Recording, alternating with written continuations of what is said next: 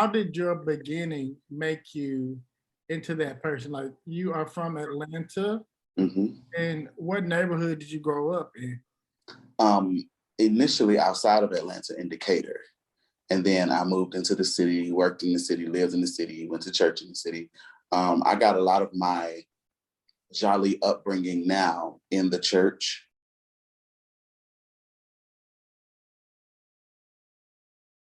Um, a Jali wears many hats. A Jali can morph into anything. So it is the ability to become what's necessary in order to observe and to take in and to embody that which you are observing, that later on you may recount the happenings of that moment. So, I mean, I did anything in the church. I did most things in the community. I did things that were at school, the same thing over and over again, being a part of wearing multiple hats and becoming what needed to be in that moment. So later I can recount that story. I say, and that's so powerful. People who like hold the history, hold the knowledge, the wealth, the customs of a people, and it's just so much. It's so much more than knowledge, right? Like Mm-hmm. you just talked about it being like it's a way of people move and everything, and you are the bearer of all of that, and that's amazing. So let's jump to the next question. I'm pulling it up now. The next question is so you said you talked a bit about like when you were growing up as a young man, people called on you to speak and wear different hats so you soak in what you saw. How important is their upbringing as a carrier of customs, as a carrier of knowledge, of song, to what you do as a performance poet? I think that it was important I would have loved to know at a young age that this would be the life that I was living. But I think the beauty of not knowing is that you are you become a master student in the not knowing. So training, uh, uh, having children do certain tasks to breed something in them is absolutely a must in community. You know, we must put children to task. And from that task, give them evaluation. Let them know how they did and what they did, not critique, but give them evaluation and send them back and do it again. I mean, I wasn't called only to speak once, but to speak several times before community, not knowing I was honing a gift. And I'm not too sure if the community knew I was honing a gift. You know, now we know. Now we know, right? We see some full manifestations of what occurred as a child.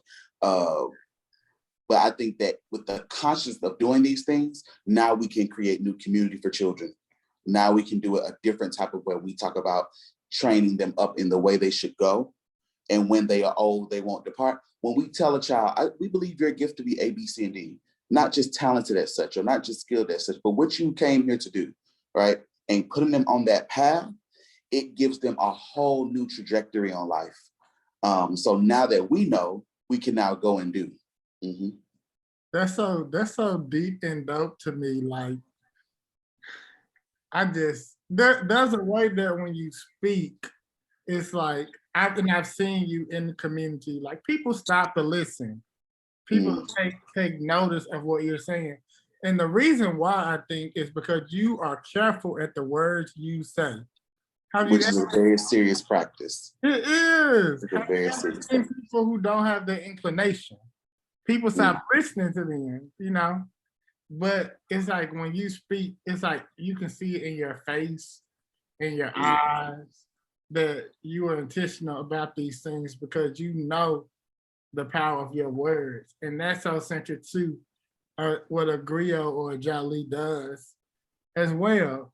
And so going back to your poetry, like to me, as a poet myself, like you have helped me think about like how to carry a word in the spirit and think about what the word you have in your spirit, what how it matters to the people, what it can do for the people, what is its function among the people. Words can do different things. It can shift, it can mend, it can mold, it can open. Yes. it can slice, Yes. you know, and I want to ask you, when you think about the words you use, that you use now as a young, when you were coming up as a young man, how were those words around intimacy, right? How did that shape how you developed into Um, like when people so in your work you talk a lot about masculinity, you talk a lot about intimacy. What words did people give you about intimacy as a man? You know, that's there what were the honestly, to be honest, looking back on it, thinking back on it, putting myself back in that place, the vocabulary wasn't there for uh, a healthy masculine identity, intimacy, vulnerability. None of that was there. What mm, to be masculine and exude intimacy, desire intimacy, to be intimate, and it be platonic, it can be, familial intimacy. I'm not too sure was welcomed, mm, right? Uh, growing up in the South, growing up in a Southern city, growing up in a very mixed family, masculinity had its borders, had its limits, its boundaries. You had to cry, mm, which is intimate publicly. When a person cries, is an intimate thing to witness. mm, Was not frowned upon, but it wasn't celebrated. It was just like, oh, he does that. He mm, cries. To express emotion, to express disappointment, oh, he does that because he's sensitive, because he's that.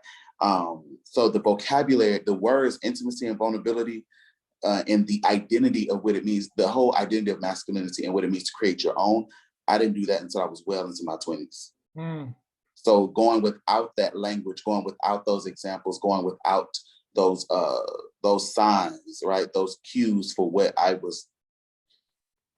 represented, I needed, right? Wasn't there. mm, So often many children, many Black boys are often in survival mode due to the fact that our elders lack the vocabulary and the sustenance behind the vocabulary to help us become, or to help us get these lessons at an early age. Therefore, when we become adults, right, to be conscious and methodical about getting these lessons is very few, it's very rare, right? Often young Black boys do not grow up to choose community. They settle for community they've always been familiar with, and they stick with those traditions of not having that vocabulary and not having those examples. mm-hmm. That is so good. And as I was listening to you, I had a ricochet of thoughts, right? Mhm. Like you were saying so many dope things. I'm gonna focus. So what I'm gonna describe to the audience, like he was taking you out, he was giving you cultural critique, cultural evaluation. That's what the Jali does. And he was giving you the interior of who he was, who he Mhm. is. And we're gonna start with who he was and now who he is, who he be. And because I'm like so interested. I see you as a child, you showed your tears. And my dad actually is a crier. Now Mhm. I'm paying more attention to the men in my life. He's a crier. I'm like, wow, this man does that. And that is a beautiful thing. I want to know when you were doing those public intimacy things, how did you go from I'm doing this to in your 20s, I can speak what I'm doing? What did you have to jump over within yourself to get that freedom to say, hey, like this is what I do, and here's this name for it, and this is what y'all can know me as by? Because that's a whole freedom jump. That's Yeah, a whole the freedom jump was really accepting myself. mm, and relinquishing being bound by other people's thoughts. And it wasn't one jump. I was jumping, and I have been jumping, and I probably will continue to jump. It is a serious conscious choice to loose oneself from others' bindings of what I perceive they think about me. We give way too much power to the perception of what other people think. We give way too much power to the actualities of what people think about us.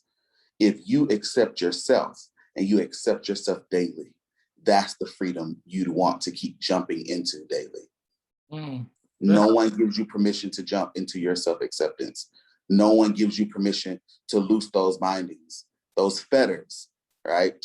If you can let that go daily and just choose to accept you, that's the power of freedom right there, your own choosing. So did y'all just hear that? That was like so amazing. So side note, at 19, I was working with this man on that right there.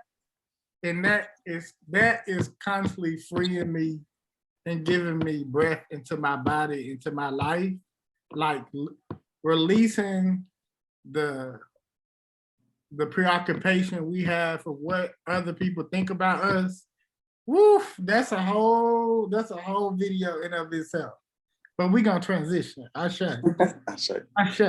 Okay.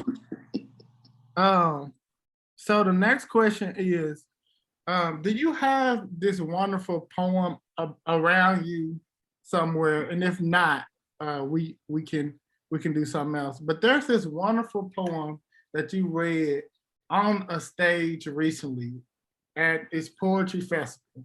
And this poem is called Water.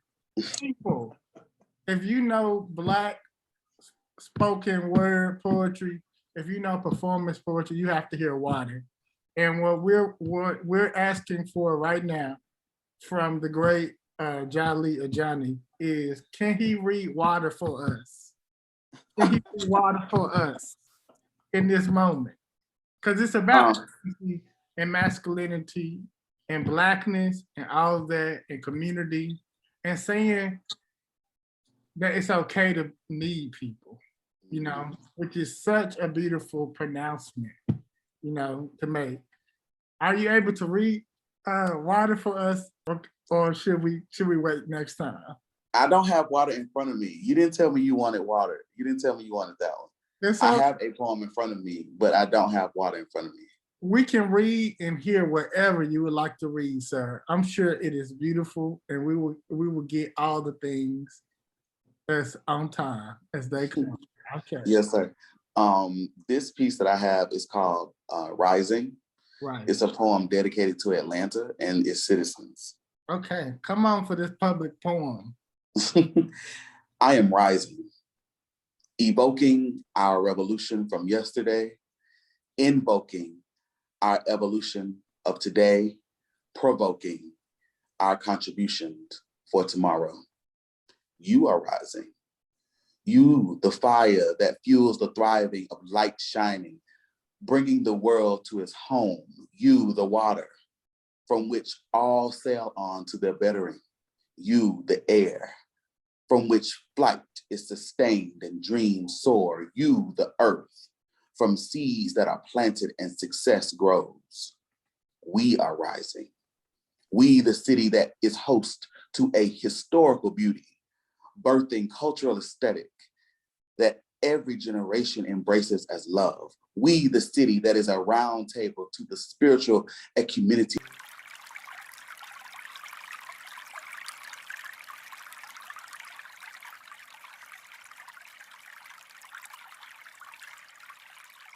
It's the water I want. Your affirmation for me today frees me from a hell yesterday. It's the water I want. Show me your full self and I'll know how beautiful I really am. It's the water I want. Position me to receive love and I will be in alignment. It's the water I want. Be the order to my chaos and I'll be at balance. It's the water I want. I'm calling all the ones called to me, the healers, the hopers, the helpers, because today I'm in need And tomorrow, it will be you. It's the water you'll want.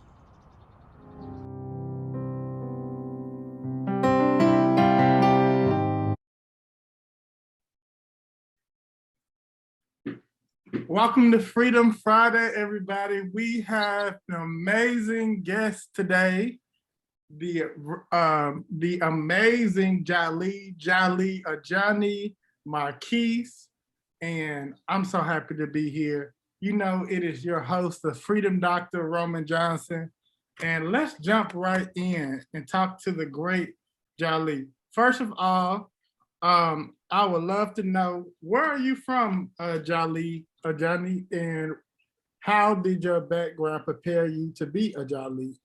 And then I want to know quickly, before all that, what does Jali mean? What is a Jali?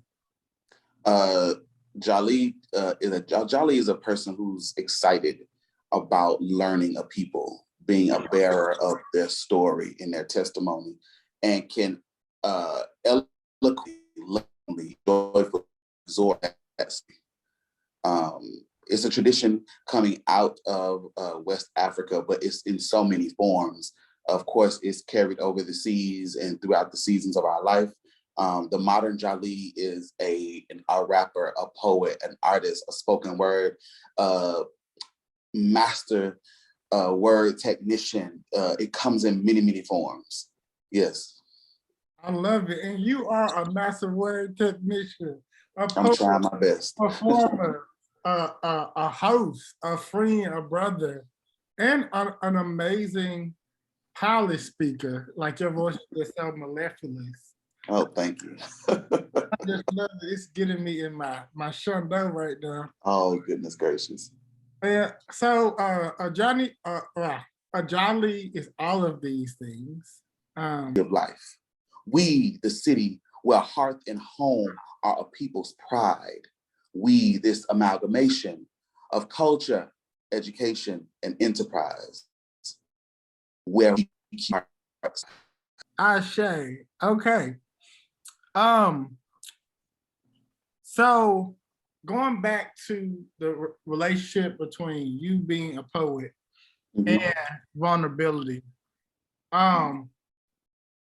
what would you say to Black men, as far as how to get to that point of vulnerability where we are allowing ourselves to be vulnerable without fear of without just being vulnerable without fear?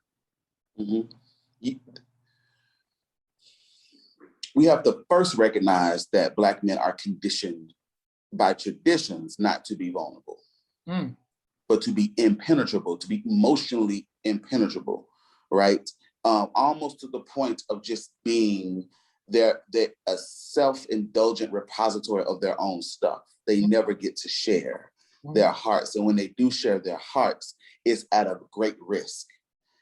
So that's a conditioning, right? And it's an unsafe one. So if we can first recognize that, and that most Black men, I'm not too sure of all, but most Black men carry that in some way, shape, form, of fashion. And if we can induce some compassion toward their way, I think the next step then it helps Black men induce trust. That if it's an exchange, I show you, I show you compassion. I suffer with you. That's what compassion is. I suffer with you, right? I stand with you in this. And when people feel like that, they can then open up. The next step might be, once you open up, share one thing. I don't care if it's that I love the color orange. Share that you love the color. Why do you love the color orange? Why does it mean the world to you? What does that do for you? Share that. But take the step in just sharing one thing. Then practice that process over and over of sharing who you are. But take it as slow as you need to. Vulnerability does come at a risk, yes. But it's most times, I have found, when you share it with those who are able to carry you, when you share it with those who are able to understand you, when you share it with those who want to sincerely know you, not for their own good, but for your good, who want to know you and know you better, yeah, it's no longer a risk, it's a prize. It's no longer a risk. That was a prize. Say that one more again. Say that one more. I mean, really, when you share yourself with people who love you, it's no longer a risk. It's a prize. Because then what comes from this sharing? We're now connected. We're now bonding. I get to see you. You get to see me. I am not by myself. I have something that looks like me, something that reflects me now. I get to see myself in you. You get to see yourself. We become one in our sharing. This exchange breeds us to combine. It makes us merge, amalgamate in some way, shape, form, or fashion because we've now shared. And that's so good. As you said, this profound wisdom of vulnerability, I'm gonna say it in my way. Vulnerability cultivates trust. Mm-hmm. Like I'm thinking about how that shows up in my platonic relationships. Mm-hmm. And as a Black man, as a Black queer man, Mm-hmm. I feel like Black queer men don't always prioritize platonic relationships. And probably at times, similar to other groups, prioritize romantic relationships over our own friendships, which are more abundant, than the romantic often, right? Mm-hmm. And all of that is helping me to think why this vulnerability is so important. Because if you want people in your life, you got to share parts of yourself, or else you're not going to really be able to connect. And vulnerability cultivates trust, but it also is the key to connection. And I'm just thinking about how profound it was to say that when you are sharing yourself with someone who wants to connect, you can you are received differently and it's felt in your heart, right? What would you say? What would you say to folks in this pandemic where isolation is at an all-time high Mm-hmm. because either by state mandate or self-mandate, right? Mm-hmm.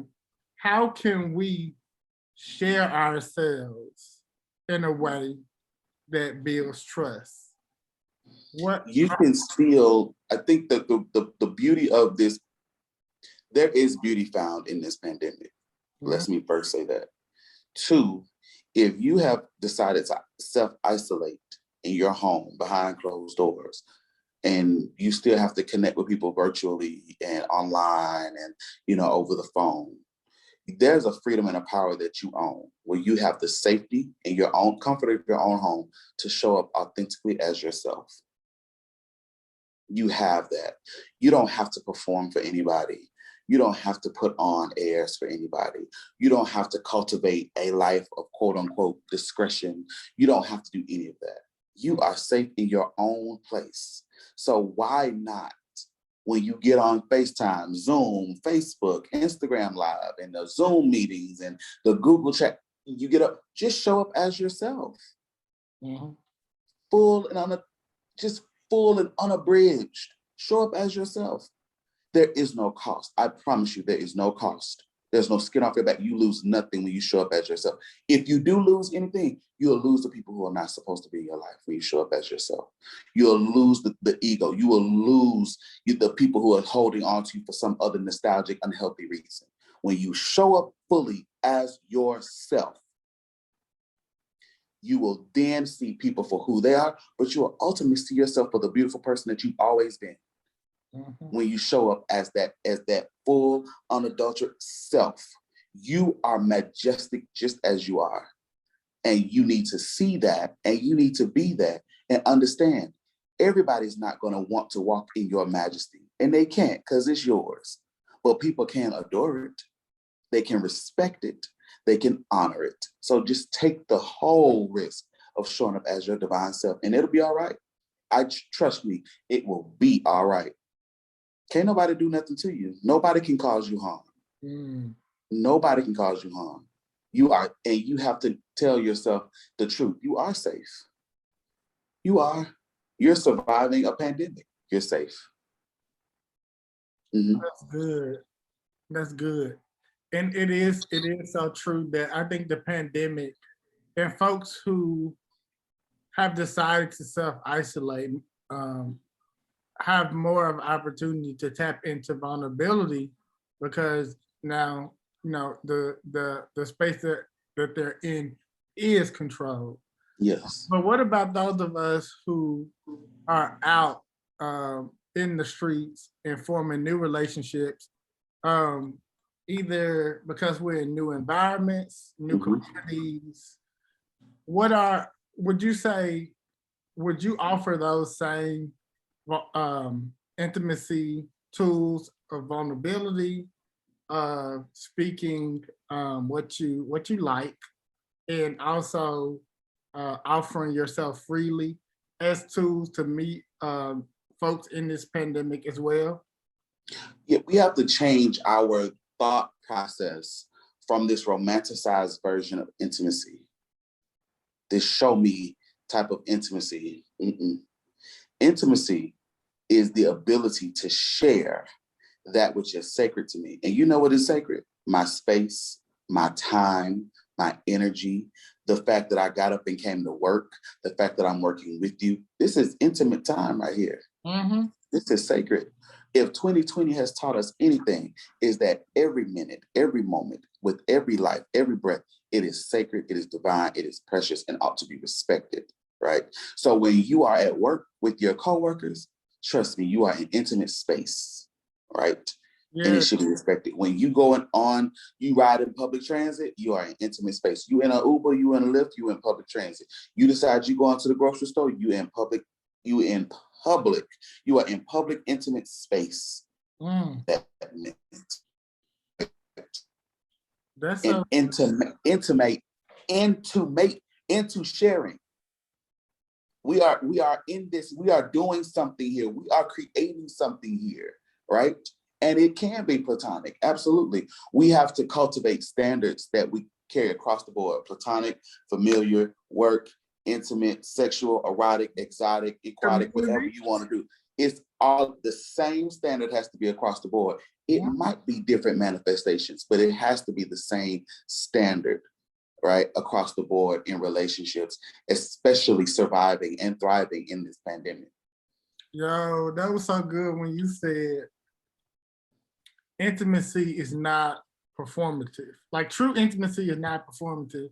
That beyond what you were saying, I heard that sometimes we underestimate people's time with us as intimate. Like we want to see what we want to see. We have our markets of intimacy and we paste that on other people and say they weren't intimate with me because I want them to talk about this whatever that I care about and not what they bring. And that's so powerful because it pushes us past preference and also actually connecting versus making people perform how we want them to be, which is not even acceptance. Right. It's self-absorption. Yes. Self-absorption, you know? Correct. So, yes, sir. Thank you for your patience with this. No, I'm with you. With these thoughts. But I'm like, y'all just don't know what this man does to me in my mind. Like, I just go to so many places. So, I'm just so grateful for you in this moment. Thank you. I am too for you. Yes.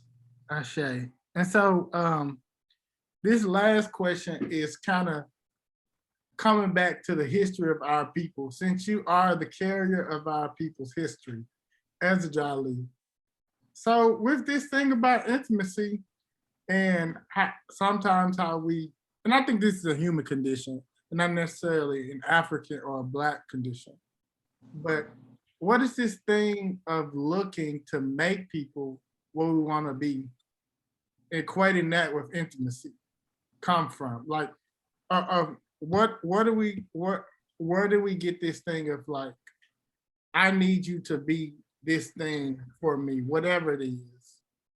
We've created survival mechanisms to survive in a country that we had to build but wasn't made for us. 403, 404 years of existing in this place. And I fight during the day and I'm looking for constellation at night. I am trying to survive a ship that was not built for me and my comfort. It was built for me and my pain.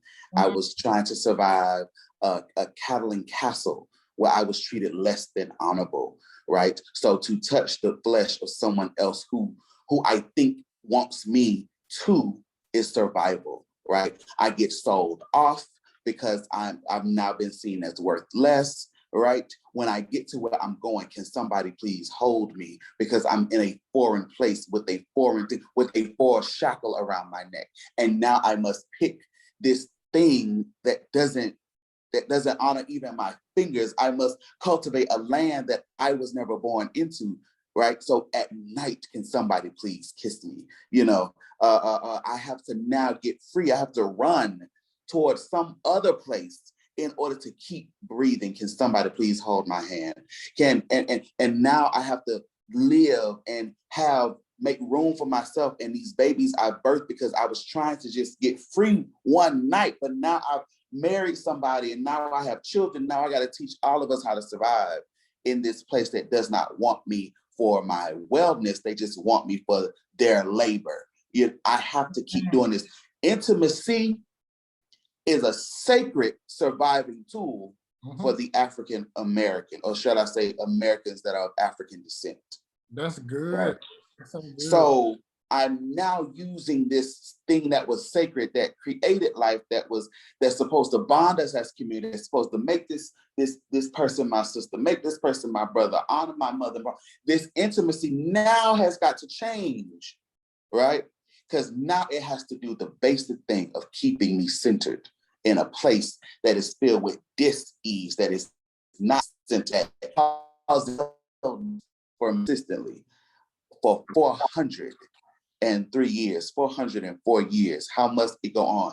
Now, at this time, we get to create different types of intimacies, but ancestrally, previous generations have had to use it as a survival mechanism. Now we get to use it as a thriving mechanism while honoring the roots that it has taken here in this place. Mm-hmm. I agree with a lot of what you said. And one of the things that was so poignant about what you said was, like, during the enslavement process, we didn't have control over our body. So literally, when someone who was what they call white now was among us, we would change our countenance, how we appeared, so that we would not be abused or killed or maimed. And we didn't have the space to build self-pleasure.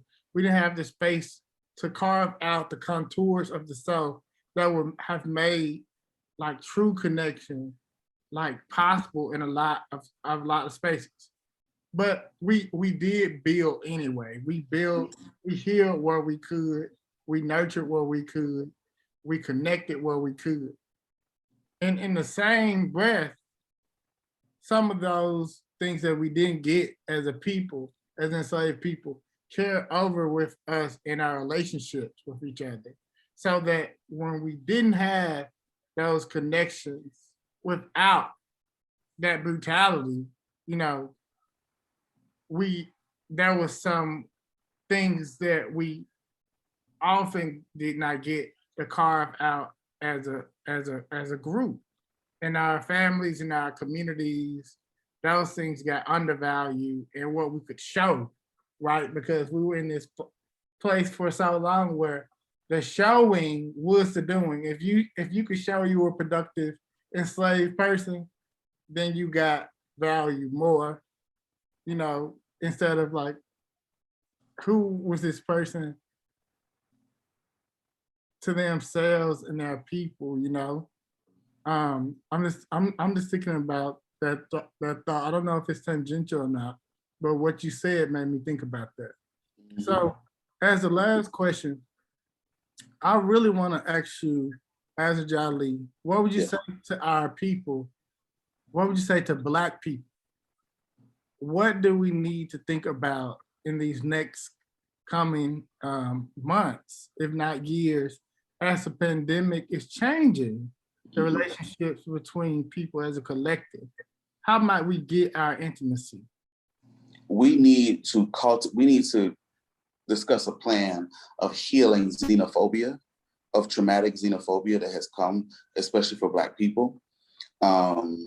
Black people's love language of adoption has got to increase. We're going to have to keep claiming each other in radical ways. We're just going to have to go back to the Hotep language of what's up, brother? Hey, sister. We're going to have to say this often, and it's going to have to be exclusive to us, for us, by us, only for us when we see each other. We're going to have to keep claiming each other. We can't call her Miss Hall anymore. She has to be called mother. Hey, mother. Hello, mama. How you doing? We got to do it. Hello, father. Hello, elder. Hello, Bob. We got to do these. We have got to claim each other again. We have to get beside ourselves, get outside ourselves, and claim each other again. Eradicate traumatic xenophobia, right? That's the first thing that comes to mind. The second thing that comes to mind is we're going to have to really express to a country that we built how, and clearly you do not serve me, and how now you must serve me. We're going to have to request our reciprocity be shown back from this country, from the administrative body of this country. We're going to, and I say request, it really means demand, and offer the consequence if the demands are not met for you meeting me in this place. Me and my people have built, are building, and consistently keeping up the maintenance of this country. Other races are too, they surely are. Other communities are too, they surely are. Mine is, and we demand what we need back from you. So, Yeah. and when you said xenophobia, and we're talking about with inside the Black community, what you mean is like we need to stop othering each other and reclaim each other, because I'm hearing beyond what you're saying is that there's some distance. And some pockets of our community of folks we call other for various reasons, single mother, same gender loving, not able body, X, Y, and Z, reclaiming each other as kin. Yes. I share on that.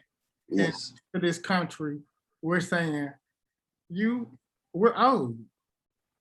We're old because we have done the work unpaid, and we're old, period. Correct. Asha. Yes, sir. Thank you so much for this You're welcome. Tapestry of knowledge and all the divine beauty you are. Thank you so much for being in this space. And that's all I have. And is there I want to say to you, thank you for facilitating a space where freedom is not singular, but it's diverse. Thank you for having that particular notion to do this work. Thank you. I say thank you. But thank you for creating a space to find within myself, in our walk, where sometimes finding oneself in the freedom is difficult, and you still were a vessel for me to hold freedom, so I can see how that looked. And sometimes we need brothers who are mirrors to show us how freedom can look when it's scary and it's tough, and everybody may not want the freedom that we want, and in creating our own sense of freedom.